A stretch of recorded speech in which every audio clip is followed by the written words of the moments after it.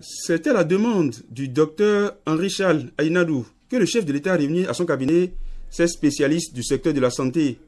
Le but de la rencontre est l'examen des maux qui minent le secteur pharmaceutique et la prise de nouvelles résolutions face au fléau du trafic illicite des médicaments.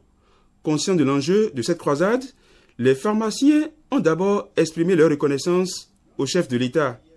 La présente audience que vous avez bien voulu conduire en personne vous honore et nous honore aussi et témoigne de l'intérêt que vous accordez au développement du sous-secteur pharmaceutique et à la cohésion qui doit régner au sein de la profession pharmaceutique.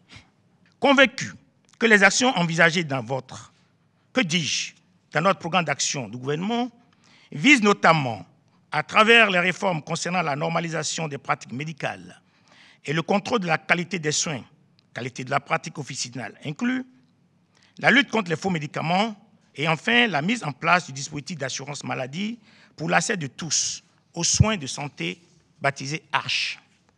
L'opération Pangea 9, que vous avez autorisée en Conseil des ministres au mois de septembre 2016, a permis de démanteler les foyers les plus puissants des faux médicaments.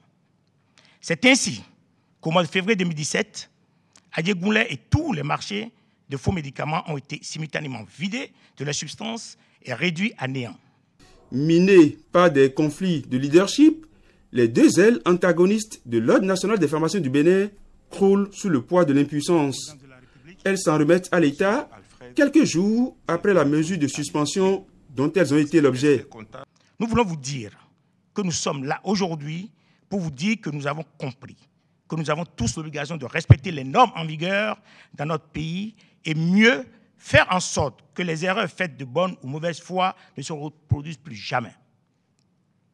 Nous sommes donc là pour reconnaître notre part de responsabilité et demander votre clémence, aussi bien pour nos confrères incarcérés, mais aussi pour la malgouvernance qui a caractérisé notre secteur avec ce monstre à deux têtes qui a entraîné toute cette pagaille dans notre secteur, malgré le verdict de la Cour suprême en date du 9 janvier 2017.